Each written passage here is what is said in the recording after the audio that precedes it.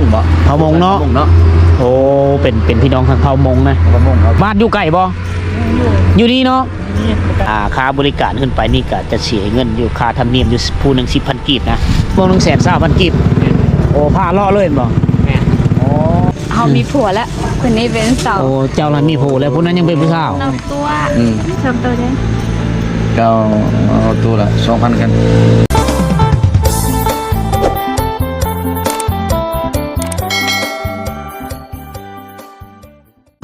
ทักทายสบายดียินดีต้อนรับทุกคนเข้าสู่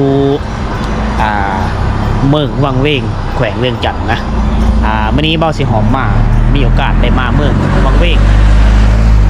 เปลี่ยนบรรยากาศด้วยทุกคนเด้อจะเมื่อยไปแล้วที่ชนบทนะเขตห่างไกลซอกลี่เขตผู้ดอยเบาสิหอมไปมาหลายบาทนะมื้อนี้เบาสิหอมมาเวอยู่ที่วังเวงนะก็เลยมีโอกาสได้รีวิวสถานที่วังเวงเธอทุกคนนะครับสมอยู่ทางบ้านนะค่อยกับมีเคยมาจากเธอได้มือนี้เป็นมือทบิดที่ว่าเบาสิหอมได้มาฮอดทีวังเวงนะเดินทางมาแต่เมืองสิปวนกับเป็นมือนะเดินทาง6 โมงเช้าจนฮอด6 โมงแรกฮอดที่วังเวงนี่นะเป็นที่ว่าเป็นเมืองที่ว่าสวยงามทางด้านธรรมชาตินะโอเคเป็นเริ่มไปติดตามการท่องเที่ยวหรือว่าพาทุกคนนำเที่ยวเขตเมืองวังเวงคือทุกคนได้เบิ่งอยู่ทางบ้านนะวันนี้เขาก็ไปกับลูกพี่เขานะไปวันนี้คือจันด้วงเราสีผ่าเราไปเที่ยวใกล้วันนี้ขอไปใกล้วันนี้น้ำเที่ยวโมมาจะเป็นเฮือนเสี่ยวเนาะชื่อว่าอาดัมบางเวียงเพราะว่าเพิ่นเฮ็ดธุรกิจเกี่ยวกับการปีนภูปีนหยังเนาะวันนี้จะไปเที่ยวทำวันนี้เราจะพาทั้งอาจารย์สีหอมเพิ่นไปอาบน้ำวันนี้ไปเบิ่งฝรั่งผู้สาวก่อนโอเคไปกันเลยทุกคน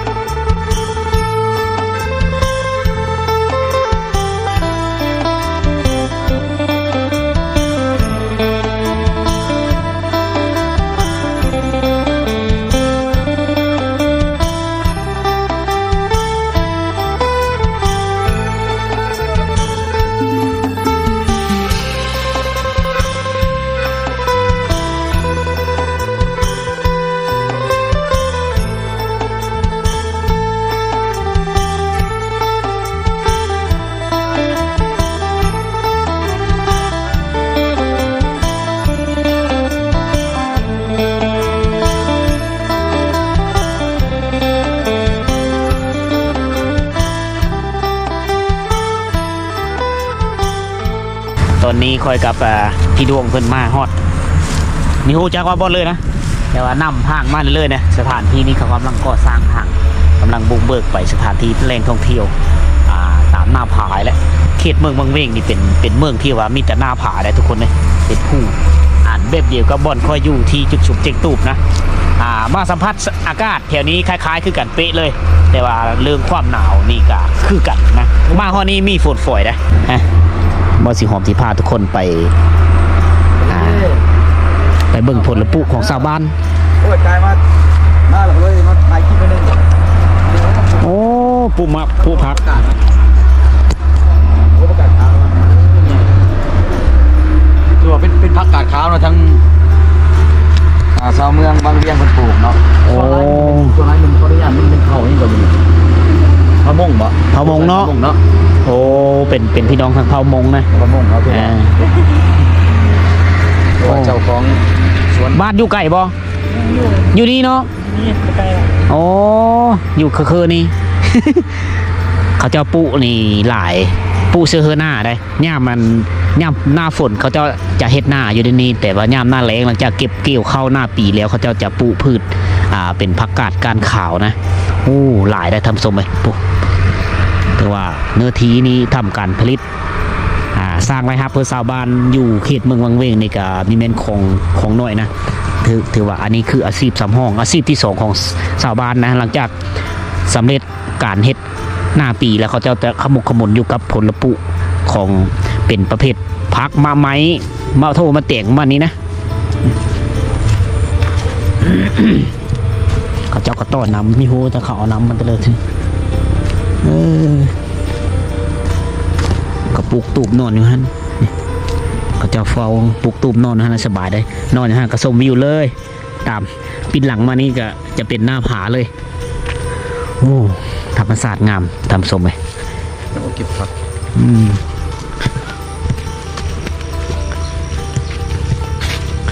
โอ้มาแต่งโม่พร้อมเนาะ เนาะ โอ้เลยเต็ม นี่ผักสลัดอันนี้ เที่ยววะ โดยมา มาลินแล้วมาเวมาที่ลงไปนี่แม่นบ่เขาลงไปนี่บางเขาอาบน้ำที่แม่นบ่เนี่ยก็ห้องทำเนี่ยอยู่ลงไปนี่ชุดนี้ อยู่พูนแหละ มีไก่เติมเนาะ ไกลเติบอยู่ ไก่เติมเนาะ โอ้ถือว่ายังไก่ปลาไม้เขาจะไปเขาห้องทำนี่ก็ยังทำจังบ่หรือยังวางอาบน้ำนี่บ่ อันนั้นเขายังไปพ่อของผู้นั้น โอ้ถือว่ายังไก่ฉัน ทำปูค้ ค ำทำปูค้ำแม่นบ่ คำนี่ตรงนี้บอก ทำปูค้ำเนี่ยมันมีตัวนี้นะปี้นี่เขานะอยู่ใช่ แต่ว่าเขาโบได้ไปเที่ยวของผู้นั้น บ่ อ๋อนิ้วจักแล้วเนาะ แต่ว่าพวกเขาไปนี่จะถือกระบอกนี่จะจิตตีกลับเลย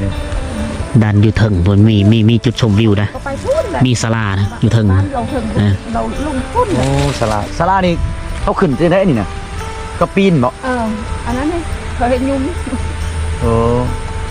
แต่ว่าต้องปีนขึ้นไปว่านี่ใส่ มันมีทางขึ้นตีเนาะ ทางขึ้นอยู่เบื้องเหนือมา โอ้คือว่ามันมีทางขึ้นเนาะจุดน่ะ อยู่พุ่นก็มี ญี่ปุ่นก็มีญี่ปุ่นเขามี นี่อันนี้เขาขึ้นซุ้มอัน อันนี้เขาขึ้นคู่มือเนาะ เขาเมื่อเนี่ย คือสมิว ทันยูฮันเนี่ย อ๋อมันมีทางอยู่ฮั่น โอ้มีทาง ทันแหละเขาไปตู้ยูฮัน บอนเฮาไก่มาฮั่น แม่นแหละตรงนั้นอ่ะ บอนโคตรนางเชลฮั่น จะเป็นอันผู้ด้านหลังบอสิหอมนี่นะอันเดี่ยวขึ้นไปในที่นี่ก็ค่อยเห็นอันนี้เขาเจ้ายางลงมาแล้ว อยู่เทิงค่าบริการขึ้นไปนี่ก็จะเสียเงินอยู่ค่าธรรมเนียมอยู่ผู้หนึ่ง10,000 กีบนะสำหรับขึ้นไปเทิงเอาไว้มือเลอวางๆบอสิหอมวางจากผ้าขึ้นไปเบิ่งมื้อนี้มันจะคำแน่นะ ทำแล้ว ก็เลยพาทุกคนขี่รถเที่ยวแถวนี้ก่อน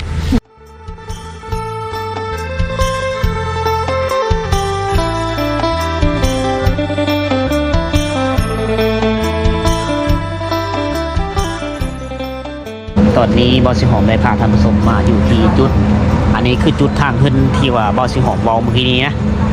อันนี้ก็เป็นขั้นไต่เกี่ยวขึ้นไปจนฮอดจอบพุ่งที่ว่าสูงๆนะแต่ว่ามื้อนี้มันมืดแล้วบอสิหอมจะไม่ได้พาทุกคนขึ้นไปนะ และอยู่ในเขตบริการนี่เขาจะก็มีบ่อนเสียค่าธรรมเนียมนะผู้หนึ่ง10,000 กีบเนี่ย มันมีขอหามในนี้เนาะระยะ ข้อ ทาง ห้าม 300มันจะมีระยะทางนี่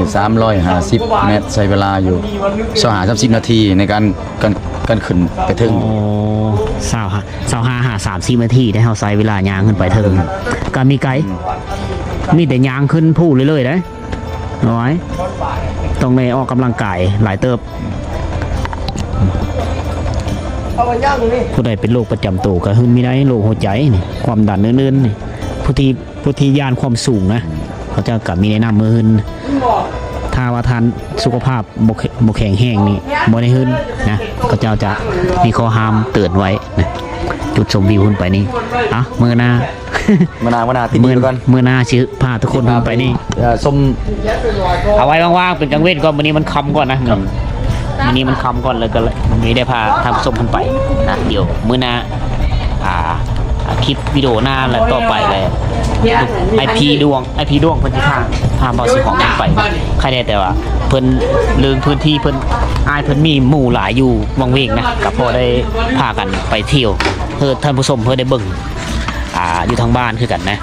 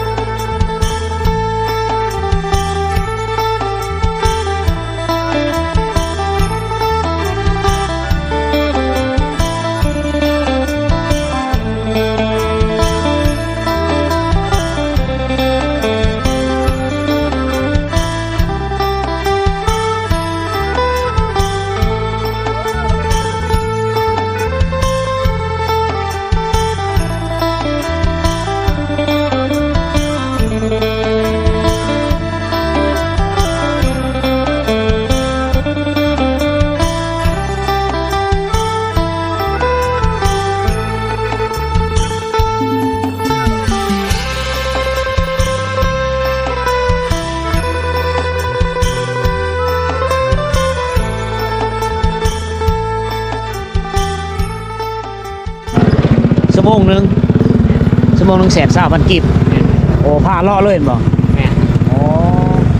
มีรถนำเที่ยวด้วยรถนี้ส่วนหลายนักท่องเที่ยวเฮา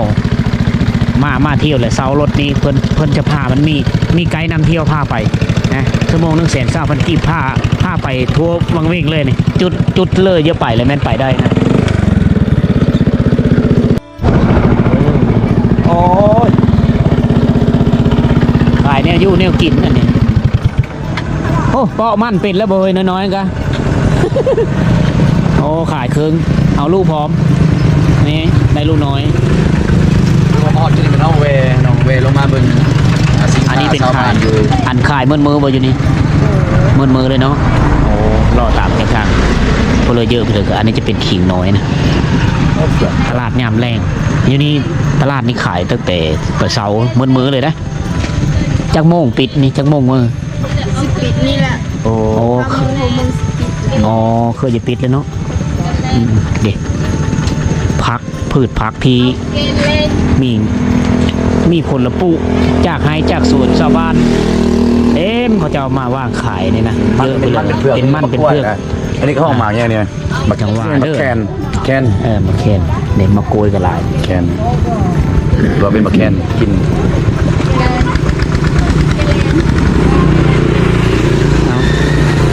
มาซื้อยังซอยผู้สาวบ่ ผู้สาวบ่ขายนี่นะผู้สาวบ่ลึกโสดบ่ลึกไม่ได้โสด เขามีผัวแล้วคนนี้เป็นสาว โอ้เจ้านั้นมีผู้แล้วผู้นั้นยังเป็นผู้สาว น้องตัว ฮะ น้องตัว ขี้โต เอามีผัวแล้วคนนี้บ่มี อ๋อมีผู้แล้วเสียญาติแล้วมีจีบแล้วหอยานผู้หายเป้อเจ้านั้นยังบ่มีท่านมีผู้บ่ยังโสดอยู่ติเชื่อบ้านเจ้าเชื่อบ้านพี่เลยวะบ้านพี่เลยบ้านยังบ้านเจ้า คนเงิน บ้านพลเงิน ไม่ต้องนี่มันจะนี่เป็นคนเงิน คนไม่เคยมาคอยมาแต่สวรรค์เลยถ้าเขามาเธอเดียว เคยมาเถื่อเป็นอะไรมา เจ้าเผามงบ่เผามงคอยเผาผู้ไทยได้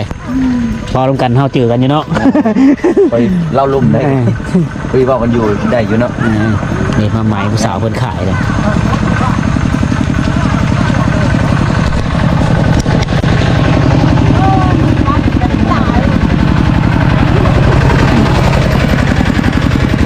นังมือเลยเนาะ ซื้อมากินซอยแม่ อ๋อเติบมาเกาะมาเหลือมีมืดอันนี้ ไอ้เด็กนี่ว่ามันกินคน อ่าเที่ยวนี้ก็จะเป็นโซนเผานะโซนเผาก็คือเผามงทำสดแต่ว่าภาษาท้องถิ่นแถวนี้ก็จะหอมมืดตึ๊บเลยซื้อสารกันไม่ได้มีแต่ซื้อสารเป็นภาษาลาวธรรมดานะ ครับส่วนหลายเป็นภาษาอังกฤษภาษาอังกฤษก็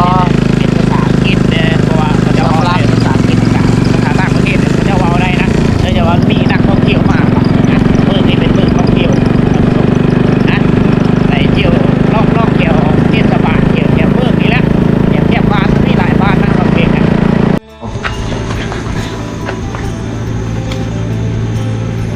ชอบตัวนี้ เราเอาตัวละ2,000กัน เสียงโด่งเลยเนาะ เสียงโดงมันสิเฮงอยู่เท่าไหร่อะฮะแน่เนาะ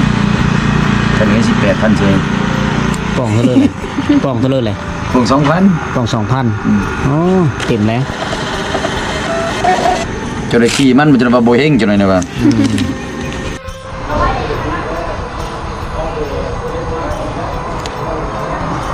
โอเคทุกคนเลย มื้อนี้คือเป็นมื้อที่ว่าจุดที่บ่สิหอมอยู่นี่ก็คือบ้านห้วยแยกนะบ้านห้วยแยกเมืองวังเวงแขวงเวียงจันทน์ห่างจากตัวเมืองวังเวงห่างจากตัวเมืองวังเวงมากกว่าประมาณ3 กิโลเมตรนะก็ไกลเติบ3 กิโลเมตรหรือ2 กิโลเมตรไปฝ่ายประมาณนี้นะแต่สำหรับการพาทุกคนไปเที่ยวมื้อนี้ก็ไม่ได้ไปหลายๆบ่อนเนื่องจากว่ามันค่ำมันมืดก่อนนะนี่กะเวลาก็18 โมงไป8 โมงไปเริ่มค่ำแล้วก็จะหอมกะไม่ได้พาทุกคนไปโอ้บอนไปได้ช่ำไปได้นะเป็นวิดีโอสั้นๆกับมอบความสุขหวังว่าจะมอบความสุขเพื่อทุกคนอยู่ทางบ้านนะนี่แต่พาทุกคนเป็นภาพบรรยากาศที่ว่ารีวิวธรรมชาติให้ทุกคนได้ครับชมอยู่ทางบ้านเป็นเกี่ยวกับธรรมชาติอยู่เมืองวังเวงเป็นเมืองเป็นเมืองหนึ่งที่ว่ามีทางด้านความงามทางด้านธรรมชาตินะสวยงามมีวิวที่ว่ามีผู้ผาหลายที่สุดเลยเรียกว่าอยู่เทศบาลนู่นโดยอ้อมหอบโดยผู้ผาทางนั้นนะเอาเป็นวิดีโอหน้าว่าจะหอมที่พาทุกคนไปเที่ยวอยู่ที่เป็นจุดสูงที่ว่ามันมีบ่อนขึ้นชมวิวอยู่สูงอยู่หน้าผาจอมผานะเอาวิดีโอต่อไปว่าจะหอมกันจะชีสละเวลาพาทุกคนไปเที่ยวอยู่บ่อนที่ว่างามๆอยู่ที่ว่าผู้สูงนะเอาก่อนจากกันไปอย่าลืมเข้าไปกดไลค์กดแชร์กดติดตามช่องส่วนระบบล่าวนะครับเพื่อมีพลาดคลิปใหม่วิดีโอใหม่ๆนะพบกันใหม่ในวิดีโอหน้าเด้อทุกคนเด้อสำหรับวิดีโอนี้ขอกล่าวคำว่าสบายดี